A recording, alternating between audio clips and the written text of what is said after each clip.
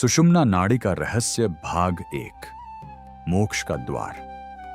क्या आपने कभी सोचा है कि आखिर हजारों वर्षों पहले के आर्षि मुनि बिना किसी आधुनिक विज्ञान के ऐसी कौन सी विद्या जानते थे जिसके बल पर वे कई कई दिनों तक गहरी समाधि में बैठे रहते थे? वे कैसे अपने मन, इंद्रियों और शरीर पर पूर्ण नियंत्रण प्राप्त कर लेते थे? क्या वास्तव में मनुष्य के भीतर कोई ऐसी अदृश्य शक्ति मौजूद है जो जाग जाए तो उसका जीवन पूरी तरह बदल सकता है? योग, तंत्र और उपनिषदों में इस रहस्य का उत्तर एक नाम में मिलता है, सुषुम्ना नाड़ी। इसे केवल एक ऊर्जा मार्ग नहीं बल्कि ब्रह्म नाड़ी, मोक्ष का द्वार और आत्मा से परमात्मा तक पहुंचने वाला मार्ग कहा गया है। लेकिन आश्चर्य की बात यह है कि अधिकांश लोग इसके बारे में जानते ही नहीं। हम अपने शरीर की हर नस, हर अंग और हर हड्डी के बारे में पढ़ते हैं, लेकिन जिस मार्ग को योगी आत्मज्ञान का सबसे बड़ा रहस्य मानते हैं, उसके बारे में बहुत कम चर्चा होती है। यहां एक बात स्पष्ट कर देना आवश्यक है।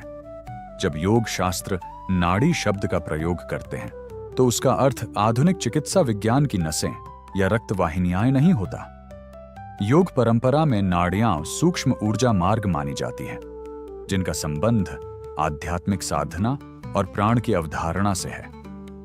यह एक आध्यात्मिक और यौगिक दृष्टिकोण है। योग दर्शन के अनुसार मनुष्य केवल मांस, हड्डियों और रक्त से बना शरीर नहीं है। हमारे भीतर एक सूक्ष्म शरीर भी होता है। यही सूक्ष्म शरीर हमारी चेतना, प्राण शक्ति और मानसिक ऊर्जा का आधार माना जाता है। प्राचीन ग्रंथों में कहा गया है कि इस सूक्ष्म शरीर में लगभग 72,000 नाड़ियां होती हैं। इन्हीं नाड़ियों में प्राण शक्ति का प्रवाह होता है। हालांकि इन हजारों नाड़ियों में केवल 3 को सबसे महत्वपूर्ण माना गया है: एड़ा, पिंगला और सुषुम्ना। एड़ा नाड़ी शरीर के बाएं भाग से जुड़ी मानी जाती है। इसे चंद्र स्वर भी कहा जाता है। यह शांति, भावनाएं, कल्पना, करुणा और अंतर्ज्ञान का प्रतीक मानी जाती है। दूसरी ओर पिंगला नाड़ी दाएं भाग से जुड़ी मानी जाती है। इसे सूर्य स्वर कहा गया है। यह ऊर्जा, साहस, तर्क, कर्म और सक्रियता का प्रतिनिधित्व करती है।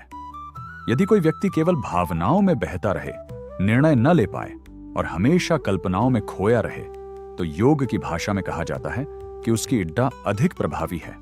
वहीं यदि कोई व्यक्ति अत्यधिक क्रोधी, बेचैन, अहंकारी या केवल भौतिक सफलता के पीछे भागता रहे, तो इसे पिंगला की अधिक सक्रियता का प्रतीक माना जाता है।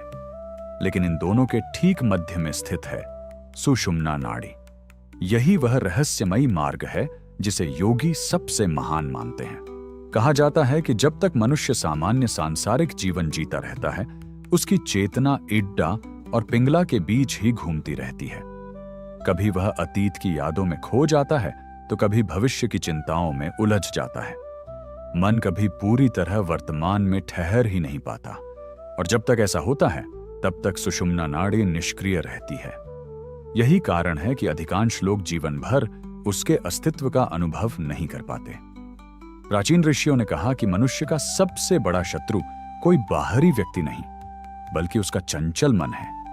यही मन कभी इच्छाओं के पीछे दौड़ता है, कभी भय में जीता है, कभी क्रोध में जलता है और कभी मोह में फंस जाता है। जब तक मन इन द्वंद्वों में उलझा रहता है, तब तक सुषुम्ना का मार्ग बंद रहता है। योगियों का मानना है कि जब साधक नियमित ध्यान, प्राणायाम, संयम और आत्मानुशासन का अभ्यास करता है, तब धीरे धीरे इड्डा और पिंगला संतुलित होने लगती है। जब दोनों का संतुलन पूर्ण होता है, तब पहली बार चेतना मध्य मार्ग की ओर बढ़ती है। इसी मध्य मार्ग को सुषुम्ना कहा गया है। यही कारण है कि भगवान शिव को आदि योगी कहा जाता है। शिव का ध्यान मग्न स्वरूप केवल एक देवता का चित्र नहीं बल्कि पूर्ण संतुलन और सर्वोच्च चेतना का प्रतीक माना जाता है। योग परंपरा के अनुसार शिव ने ही सप्तऋषियों को योग का ज्ञान दिया, जिसमें सुषुम्ना और कुंडलिनी का रहस्य भी शामिल था। कई लोग सोचते हैं कि सुषुम्ना कोई ऐसी शक्ति है जो अचानक एक दिन खुल जाती है और उसी क्षण व्यक्ति को चमत्कारी सिद्धियां प्राप्त हो जाती हैं। लेकिन प्राचीन ग्रंथ ऐसा नहीं कहते। वे बताते हैं कि यह एक लंबी साधना, अनुशासन, नैतिक जीवन, ध्यान और प्राणायाम की यात्रा है। इसका उद्देश्य चमत्कार दिखाना नहीं, बल्कि मन को शांत कर आत्मज्ञान की ओर ले जाना है। योग दर्शन में सुषुम्ना का अर्थ केवल रीढ़ के मध्य स्थित एक सूक्ष्म मार्ग नहीं है। इसका गहरा प्रतीकात्मक अर्थ भी है। यह जीवन के हर द्वंद्व से ऊपर उठने का मार्ग है, जहां न जीत का अहंकार है, न हार का दुख, न भूतकाल का बोझ है, न भविष्य की चिंता। केवल वर्तमान क्षण की पूर्ण जागरूकता है। यही कारण है कि इसे मोक्ष का मार्ग कहा गया। लेकिन इस कहानी का सबसे रहस्यमयी भाग अभी बाकी है।